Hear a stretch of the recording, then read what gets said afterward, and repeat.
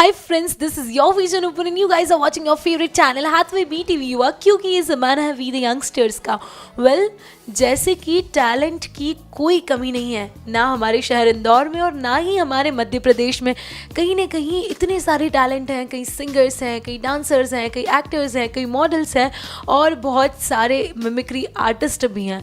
No doubt बहुत सारे ऐसे मिमिक्री आर्टिस्ट होते हैं जो कि अपनी आवाज़ के अलावा बहुत सारी आवाज़ों को कॉपी करना जानते हैं, बहुत सारे पॉलिटिशियंस की आवाज़ निकालते हैं, बहुत सारे कार्टून कैरेक्टर्स की आवाज़ निकालते हैं, बहुत सारे हीरो हीरोइंस की आवाज़ निकाल लेते हैं। लेकिन आज जो हमारे साथ गेस्ट हैं जो कि बहुत ही स्पेशल हैं, जो इतनी सारी भाषाओं में आवाज़ वॉइस ओवर दे देते हैं, इतनी सारी मतलब जो सेलिब्रिटीज़ हैं उनकी आवाज़ निकाल लेते हैं, बहुत सारे मतलब मैं तो इतनी ज़्यादा एक्साइटेड उनकी सारी आवाज़ों को सुनने के लिए कि मुझसे वेट ही नहीं हो रहा कि मैं कब आपको उनसे इंट्रोड्यूस करवाऊँ। तो सबसे पहले तो हम आपको इंट्रोड्यूस कराते हैं बादलपुर के आशीष से। एक्चुअली ये इसी नाम से बहुत ज़्यादा फेमस है। तो आशीष, सबसे पहले तो हम आपका वेलकम करेंगे। Thank you so much. And मेरा नाम आशीष है, आशीष सिंह। जनरली बादलपुर का आशीष के नाम से मैं जाना जाता हूँ। बादलपुर का आशीष क्या है, मतलब बहुत ज़्यादा क्यूरियोसिटी हो रही है उस चीज़ को जानने की। एक्चुअली बादलपुर मेरे गांव का नाम है जो कि बैतूल ज़िले में लोकेटेड है और बैतूल सतपुड़ा की घनी वादियों में है। सो बादलपुर शहर से पूरी तरह से कटा हुआ था एंड यहाँ पर लोगों का आना जाना भी बहुत कम था। तो मैंने सोचा कि क्यों ना मैं अपने साथ बादलपुर को भी हाईलाइट करूं, तो मैंने बादलपुर को अपने नाम में जोड़ दिया और आज बादलपुर का आशीष एक ब्रांड है, एक कंपनी भी है। सो ये पूरे इंडिया में लोग जानते हैं इसे। क्या बात है।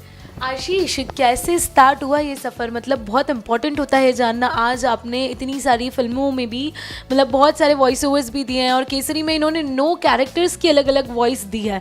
तो ये सफ़र कहाँ से स्टार्ट हुआ? ऐसा कह सकता हूँ कि सन 2009 से, जब मैं छोटा ही था, अराउंड 16-17 साल का। उस समय मैंने सबसे पहले एक किसी मिमिक्री आर्टिस्ट को मैंने सुना था जो सुनील शेट्टी की आवाज़ें निकाल रहा था। यह आवाज़ सुनने के बाद मुझे न जाने क्यों ऐसा लगा कि मतलब हाउ इज़ इट पॉसिबल कि नुपुर की आवाज़ मैं कैसे निकाल सकता हूँ। ये एक क्यूरियोसिटी होती है ना, और वो भी बचपन में था। तो मैंने सोचा कि मुझे भी ट्राई करना चाहिए और मैंने शुरुआत की फिर सनी देओल की आवाज़ से, फिर अमिताभ बच्चन, एंड देन ऐसे करते करते बहुत लंबा समय बीत गया। फिर मैंने सोचा कि यार ये सारी आवाज़ें बहुत कॉमन है जो बॉलीवुड की सेलिब्रिटीज़ की आवाज़ें हैं, तो क्यों ना कुछ अलग ट्राई किया जाए। तो मैंने सबसे पहले तो रेसलर्स की आवाज़ों पर ट्राई किया। मैंने अमेरिकन एक्सेंट में बोलना शुरू किया एंड रेसलर्स की वॉइसेस मैंने काफ़ी अच्छे से कॉपी कर लिया। एंड फिर मैं हॉलीवुड की तरफ मैंने रुख किया। हॉलीवुड के जो कैरेक्टर्स हैं उनकी आवाज़ें, जो हिंदी में वो डब जो मूवीज़ होती हैं उनमें जो आवाज़ें रहती हैं, उसको मैंने कॉपी करना शुरू किया एंड उस पर भी काफ़ी अच्छा खासा नियंत्रण हो गया। अपनी जो आवाज़ है, एक्चुअली मेरी जो फैमिली है वो बेसिकली बिहार से थी, लेकिन रिहैबिलिटेशन हुआ था हमारा, क्योंकि बिहार और म्यांमार उस समय मतलब इंडिया और म्यांमार एक में ही था, एक ही कंट्री में था। तो जब वो डिवाइड हुआ तो हम लोग उस समय म्यांमार में थे, क्योंकि वहाँ पे भी हमारा घर है। तो हम लोग लगभग 1970 के आसपास यहाँ आ गए थे इंडिया में। और यहाँ पर आने के बाद चूँकि हम लोग बिहार से ही थे बेसिकली, तो हमारे घर पर भोजपुरी ही लैंग्वेज हम लोग यूजुअली बोला करते थे और इसके कारण से मेरी जो आवाज़ है इसमें एक्सेंट, जो एक लहजा था वो बिहार वाला था। अब इसको निकालना एक बहुत बड़ा चैलेंज था मेरे लिए, और जिसको मैंने बहुत मेहनत करने के बाद अराउंड 2014 में मैंने इससे पूरी तरह से मुक्ति पा लिया। और फिर आज मेरी आवाज़ भी न्यूट्रल है और हिंदी भी, और सारी लैंग्वेजेस पर मैंने बहुत अच्छा कंट्रोल किया। जी, जैसे लैंग्वेजेस की आपने बात की कि आपका बहुत सारी लैंग्वेजेस पे अच्छा कंट्रोल है, मतलब आप बात कर लेते हो, लैंग्वेजेस पे वॉइस ओवर भी दे देते हो। अच्छा, हमने सुना है कि आपको बहुत सारी लैंग्वेजेस आती है, तो कौन कौन सी ऐसी लैंग्वेजेस है जिनमें आप वॉइस ओवर देते हो और कौन कौन सी ऐसी मतलब होता है ना एक्सेंट जो होते हैं हमारे अंदर भी हैं, तो वो क्या है? मैं हिंदी, इंग्लिश, बंगाली, भोजपुरी इन 4 भाषाओं के साथ Haryanvi, Punjabi, Gujarati, South Indian languages and Chinese, Arabic and American, इन सारे एक्सेंट्स में काम कर लेता हूँ। क्या बात है। अच्छा, जब आप यहाँ पे, तो खैर वैसे तो यहाँ पर भी बहुत सारे प्लेटफॉर्म है, लेकिन फिर आपने मुंबई की तरफ रुख किया, जिसको ड्रीम सिटी बोलते हैं कि सपनों का शहर है मुंबई। तो वहाँ जाके कैसे क्या आपको काम मिला, कैसे आपने स्टार्ट किया, कैसा क्या सफ़र था वहाँ का, उस बारे में मैं कुछ जानना चाहूँगी। ये बात है सन 2018 की शुरुआत की, शायद शुरुआत की। मुझे पता नहीं कि मैं कैसे गया, बस सोचा और चला गया। तो वहाँ पर जाकर मैं राजेश कावा जी से, सोनल कौशल जी से मिला। राजेश कावा जी ऑफिशियल आवाज़ हैं डेडपूल की, स्पाइडरमैन की नहीं, हैरी पॉटर की, एंड जग्गू बंदर जो छोटा भीम में आता है, हाँ, एंड अलादीन में जो उनका पैरट था, इस टाइप की जो भी वॉइसेस होती हैं वो वही देते हैं। तो वो मेरे ट्रेनर थे। एंड सोनल कौशल जो छोटा भीम एंड डोरेमोन की आवाज़ है ऑफिशियल, और पिछले 13 साल से कर रही हैं डोरेमोन की आवाज़। तो उनसे मैंने ट्रेनिंग ली, उन्होंने मुझे बताया कि इंडस्ट्री में कैसे काम होता है, क्या कुछ करना है आपको। तो उस ट्रेनिंग के बाद मैंने काम करना शुरू किया। मैंने MTV चैनल के लिए काम किया, मैंने केसरी मूवी में डबिंग किया, और फिर उसके बाद सिलसिला यूं ही शुरू हो गया। और चलता ही गया और आज हम इतने लोग इन्हें जानते हैं। खैर आशीष, मैं एक चीज़ आपसे ज़रूर पूछना चाहूँगी कि यार मतलब इतने सारे लोगों की आवाज़ें निकालना बहुत टफ होता है। मुझे लगता है you are the only one शायद जो कि बॉलीवुड, हॉलीवुड, इतनी सारी लैंग्वेज, इतनी सारी एक्सेंट आपके पास है। तो उन सारी चीज़ों के लिए आपने कैसे प्रैक्टिस किया, कैसे मतलब वो चीज़ अंदर आई कि नहीं ये सारी चीज़ें हो सकती है? देखिए, प्रैक्टिस की अगर मैं बात करूं तो जब आप गांव में रहते हो ना, तो आपके पास कुछ भी नहीं होता है, क्योंकि वहाँ पे ना आपके पास सुविधाएं होती है कि आप कैफ़े में जाकर बैठो, आप दोस्तों के साथ हैंग आउट करो, तो आप दिन भर मतलब अकेले रहते हो। सो मैंने अपनी ज़िंदगी का लगभग 20 साल अपने बादलपुर में ही बिताया है। तो जब भी मैं अकेला रहता था, तो चूँकि 2009 से ही मुझे वो आदत पड़ गई थी आवाज़ें निकालने की, मैं कुछ ना कुछ करता रहता था। कभी मैं हॉलीवुड के कैरेक्टर्स पर, कभी रेसलर्स की आवाज़ पर, कभी अलग एक्सेंट में ट्राई करता रहता था। और ख़ासकर जब मैं मोटरसाइकिल चलाता हूँ अब भी, तो वही सबसे बेस्ट टाइम होता है जब मैं प्रैक्टिस करता हूँ। जब मैं अकेले बाइक चलाता हूँ तो मैं बहुत तेज़ आवाज़ में, क्योंकि मुझे पता है कोई मुझे सुन नहीं सकता है, और बस मैं प्रैक्टिस करता जाता हूँ और उसी से मैं सीखता हूँ। क्या बात है। अच्छा, आपको याद होगा वैसे तो कि आपका पहला प्रोजेक्ट क्या था? मतलब क्या वो ऐसा काम था जिसके बाद आपको ये चीज़ मन में आ गई कि यार अब मैं आगे भी ये सिलसिला कायम करता रहूँगा? ये जो है MTV से मैंने शुरुआत की थी, जब हमारे इंदौर का ही एक आर्टिस्ट है सूर्यभान, पेंटर है, बहुत कह सकता हूँ इंटरनेशनल लेवल का पेंटर है। तो उसका परफॉर्मेंस था कलर्स ऑफ यूथ में MTV चैनल पर, और उसकी स्टोरी उसकी स्टोरी को मैंने नरेट किया था अपनी आवाज़ में। और उसके बाद मुझे ऐसा लगा कि I should to start.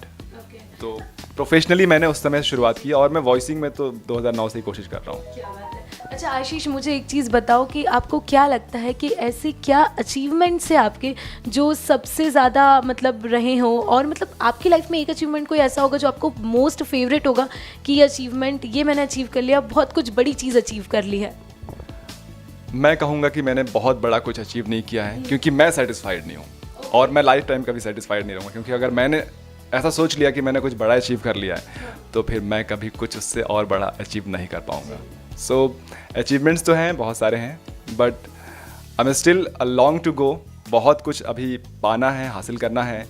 And मैंने केसरी में काम किया है, लगभग मैंने 8-9 कैरेक्टर्स को वॉइसेस दी हैं उसमें। एंड मैंने MTV चैनल के लिए किया है, मैंने ग्रैब ऑन के लिए ऐड किया है, मैंने VT फीड जो इंदौर की काफ़ी फेमस वीडियो कंटेंट कंपनी है उनके लिए काम किया है, H Mart के लिए किया है, स्वराज ट्रैक्टर्स के लिए बहुत सारे कमर्शियल्स किए हैं। लेकिन a long way to go, and अभी बस सिलसिला जारी है। मुझे समझ नहीं आ रहा है कि बच क्या रहा है, क्या बच रहा है? अच्छा, ऐसा कुछ बच रहा है जो आपको करना है, अभी भी आपके मन में है कि यार ये चीज़ अगर मैं कर लूँगा ना तो शायद मेरे अचीवमेंट लिस्ट में एक विश तो कंप्लीट हो जाएगी? बिल्कुल, मैं किसी या तो DC स्टूडियो वालों का या फिर मार्वल कैरेक्टर्स का कोई भी ऐसा लाइक थैनोस जैसा कोई कैरेक्टर मुझे करना है, उसकी ऑफिशियल आवाज़ बननी है। वो एक मेरा ड्रीम प्रोजेक्ट है जो मुझे अचीव करना है अभी। ओके, जैसे आवाज़ों की बातें कर रहे हैं हम कि आप बहुत सारी आवाज़ें निकाल लेते हैं और आप बहुत सारी अच्छे वॉइस ओवर्स दे देते हैं, तो कुछ एक आपकी फेवरेट आप हमको सुनाना चाहेंगे? हाँ, आवाज़ें तो मैं खैर बहुत सारी कर लेता हूँ। तो थैनोस में बहुत ज़्यादा परफेक्ट हूँ, लोग ऐसा कहते हैं। थैनोस को शायद सारे लोग जानते हैं, क्योंकि अराउंड पूरे दुनिया का सबसे ज़्यादा चलने वाली मूवी अवेंजर्स एंड गेम थी, और उसमें जो विलन था वो था थैनोस। तो उसका कुछ मैं आपको सुनाता हूँ। तुमने अपने हार से भागने की बहुत कोशिश की, लेकिन मैंने तुमसे कहा था ना, मुझे कोई टाल नहीं सकता। मैंने सोचा था कि आधी दुनिया ख़त्म हो जाएगी तो बची हुई दुनिया खूब तरक्की करेगी, मगर इंसान अपने बीते हुए कल को ज़ख्मों की तरह चाटता है, और जब तक ये बेवकूफ़ लोग अपने बीते हुए कल को भुला नहीं सकते, ये कभी अपने आने वाले कल को अपना नहीं सकते। ये कभी नहीं सुधरेंगे। हाँ, हम तो हैं कुत्ते की दुम। हाँ, शुक्रगुजार हूँ, क्योंकि अब मुझे पता है कि मुझे क्या करना है। मैं अब इस ब्रह्मांड का आखिरी कण तक मिटा दूंगा, और फिर ये जो अनंत मणियाँ तुमने मेरे लिए इकट्ठा किए हैं, इससे एक नए ब्रह्मांड का निर्माण करूंगा, जहाँ के लोगों को कुछ खोने का नहीं, सिर्फ मेरे होने का एहसास होगा, जो पूजा करेंगे मेरी। So this is the voice of Thanos. मुझे ऐसा लग रहा है तो कोई मुझसे ऐसे बोल रहा है कि मैं ऐसा ऐसा सब कुछ कर दूंगा सच में, और मैं डर गई। अच्छा, मैंने सुना बिग बॉस की आवाज़ बड़ी अच्छी निकाल देते हैं और वो काफ़ी घनिष्ठ मित्रता है, तो एक बार उनकी वॉइस में सुनना चाहूँगी क्योंकि बड़ा अच्छा लगता है। और मतलब इस चीज़ पे कोई हंसना मत, मैंने एक बार ट्राई भी किया था कि यार काश हो पाए मुझसे, पर हो ही नहीं सकता। तो आप सुनाएंगे एक बार हमें बिग बॉस की आवाज़?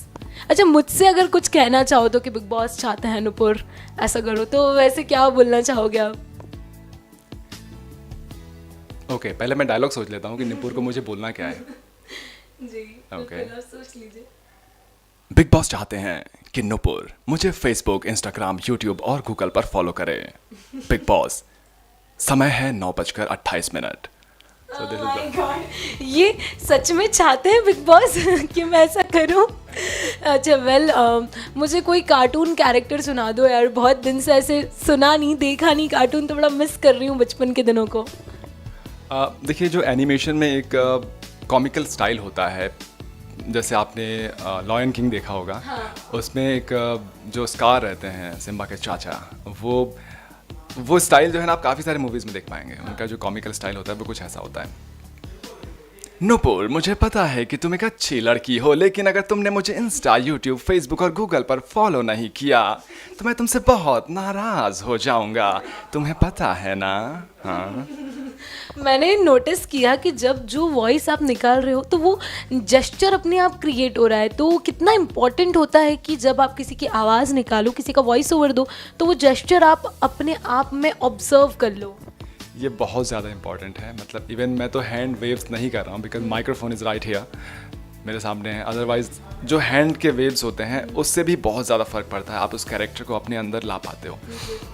तो बहुत ज़रूरी है कि आप उस कैरेक्टर को पूरी तरह से अपने अंदर समावेशित कर लो, और उसके बाद ही आप उसका। अच्छा, आप वॉइस ओवर ट्रेनिंग्स भी देते हैं ऑनलाइन, तो उसके बारे में कुछ आप बताना चाहेंगे कि किस तरीके से ट्रेनिंग्स होती है, क्या क्या चीज़ें आप ऑनलाइन ट्रेनिंग में, क्योंकि सामने तो हम सिखा पाते हैं लेकिन ये बहुत टफ होता है कि हम ऑनलाइन कैसे सिखा सकते हैं किसी को, तो आप उन ट्रेनिंग्स के बारे में हमें कुछ बताएंगे? बिल्कुल। World of voicing online training programme है जो मैं प्रोवाइड करता हूँ, और ये अराउंड 30 डेज़ का कोर्स होता है, जिसमें मैं वॉइस मॉड्यूलेशन, अलग अलग मूड्स पर कैसे आपको काम करना है, आपको कैसे ब्रीदिंग एक्सरसाइज करनी है, वॉइस एक्सरसाइजेज हैं, और आप कैसे अपनी वॉइस को बेहतर बना सकते हैं, इन सारी चीज़ों पर मैं पूरा प्रैक्टिस करवाता हूँ और ट्रेनिंग देता हूँ। व्हाट्सएप ग्रुप हम लोग क्रिएट करते हैं जिसमें मैं डेली टास्क प्रोवाइड करता हूँ। उस टास्क को कंप्लीट करना होता है स्टूडेंट्स को, एंड वो अपना कोई सा भी टाइम निकाल कर उसे कंप्लीट कर सकते हैं, एंड देन मैं उसको रिव्यू करता हूँ, मैं उसे चेक करके उन्हें बताता हूँ कि क्या सही है क्या गलत है। अगर कुछ गलतियाँ होती है मैं उन्हें सुधारता हूँ और फिर से उन्हें करने के लिए कहता हूँ, और कुछ इसमें जो लेसन्स हैं वो मैं कॉल पर देता हूँ, तो कॉन्फ्रेंस कॉल में जितने भी स्टूडेंट्स हैं सबको मैं ऐड करके और ट्रेनिंग देता हूँ। इस तरह से कंप्लीट पैकेज मैंने बनाया हुआ है पूरा कोर्स का। अच्छा, मुझे एक बात बताओ, आप तो बढ़ते ही जा रहे हो, करियर में आगे बढ़ते ही जा रहे हो, लेकिन एट लास्ट कुछ क्वेश्चंस बचे हैं, पर एक ये बहुत इंपॉर्टेंट है कि जो बच्चे इस फील्ड में अपना करियर बनाना चाहते हैं, बहुत सारे लोग हैं जो कि मिमिक्री आर्टिस्ट हैं, जो कि बहुत सारी आवाज़ें कॉपी करते हैं, तो उनके लिए क्या कोई खैर करियर तो है लेकिन क्या स्कोप्स है मुंबई में, आप ये उन्हें बताएंगे तो शायद उनके लिए बहुत ज़्यादा हेल्पफुल होगा। देखिए, मिमिक्री आर्टिस्ट की अगर मैं बात करूँ तो mimicry is a different thing, and voice over अलग है और डबिंग भी अलग है। तीनों चीज़ पूरी तरह से अलग है, लेकिन को रिलेटेड हैं, एक दूसरे से कहीं ना कहीं संबंधित हैं। तो अगर आप एक मिमिक्री आर्टिस्ट हैं तो सबसे पहले ज़रूरी है कि मैंने नोटिस किया है जो भी मिमिक्री आर्टिस्ट हैं उनके डिक्शंस प्रोनाउंसिएशंस में थोड़ी सी गड़बड़ी होती है, क्योंकि ऑब्वियस सी बात है वो सिर्फ आवाज़ों पर ध्यान देते हैं। तो आपकी जो हिंदी है, आपकी जो अंग्रेज़ी है, सबसे पहले तो हिंदी ज़रूरी है। इसमें आप अपने डिक्शंस को, अपने प्रोनाउंसिएशंस को एकदम परफेक्ट कीजिए, अपनी हिंदी को पूरी तरह से न्यूट्रल बनाइए, और देन आप वॉइस ओवर के लिए आप परफेक्ट हो जाएंगे। मॉड्यूलेशंस तो आपको पता ही है क्योंकि आप मिमिक्री आर्टिस्ट हैं, और मिमिक्री आर्टिस्ट स्टेज परफॉर्मर्स बहुत अच्छे होते हैं। एंड डबिंग जो होता है, डबिंग में भी कुछ अलग स्किल की ज़रूरत पड़ती है, क्योंकि आपको कैरेक्टर को की वॉइस को सिंक करना होता है। तो तीनों अलग अलग हैं लेकिन कहीं ना कहीं एक दूसरे से जुड़े हुए हैं। तो मिमिक्री आर्टिस्ट जो भी हैं वो वॉइस ओवर में आ सकते हैं, बिल्कुल आ सकते हैं, लेकिन उन्हें अपनी हिंदी और अपनी लैंग्वेज के ऊपर थोड़ा सा कंट्रोल करना होगा, काम करना। एट लास्ट एनी सजेशंस और एनी लाइक बोलते हैं ना मैसेज कोई आप देना चाहेंगे हमारी ऑडियंस को? मैसेज तो बस ये है कि हाँ, आवाज़ को अगर आप ये समझते हैं कि मेरी आवाज़ अच्छी नहीं है, मेरी आवाज़ ख़राब है, तो मैं आपको एक बात बता दूं कि आवाज़ कभी अच्छी या ख़राब नहीं होती है। आवाज़ आवाज़ होती है और हर आवाज़ की एक अलग अहमियत है। तो यही है। एंड कभी भी किसी की पर्सनालिटी, किसी का लुक देखकर आप उसकी आवाज़ के बारे में कोई भी गेसिंग नहीं कर सकते कि उसकी आवाज़ कैसी होगी, क्योंकि एक दुबले पतले इंसान की भी बहुत हैवी आवाज़ हो सकती है और एक बहुत दमदार इंसान की भी बहुत कमज़ोर आवाज़ हो सकती है। तो मतलब हर आवाज़ के कोई ना कोई मायने रखते हैं। क्या बात है। Thank you so much Ashish for being with us और इतनी सारी प्यारी प्यारी आवाज़ें सुनाने के। एट लास्ट अलविदा तो कह दो किसी ऐसी अपने फेवरेट कैरेक्टर की आवाज़ में। हेलो, मैं चार्विस हूँ और चार्विस चाहते हैं कि आप सभी लोग मुझे यूट्यूब, इंस्टा, फेसबुक, गूगल पर बादलपुर का आशीष इसी नाम से फॉलो करें। और थैंक यू सो मच, आप लोगों ने मुझे सुना।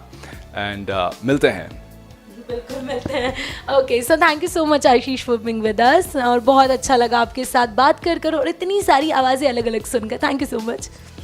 सो वेल, ये तो आशीष थे, बादलपुर के आशीष थे, जिन्होंने बहुत सारी आवाज़ों में मतलब आज तो ऐसे पैकेज, मुझे तो ऐसा लगता है कि मैं शूट के बाद भी ऐसे बोलने वाली हूँ कि मुझे ये आवाज़ भी सुननी है, वो आवाज़ भी सुननी है। बट खैर, अभी मेरे तो यहाँ से तो जाने का वक्त हो गया है, तो फिलहाल तो बाय बाय कह ही देती हूँ। बट आपको हमारा शो कैसा लगा आप हमें फीडबैक दे सकते हैं feedback@gmail.com पर। Till then, this is your vision ऊपर signing out with the camera person Mahesh Sengar ji. But you guys keep watching Hathway BTV Yuva, क्योंकि ये ज़माना है वी द यंगस्टर्स का।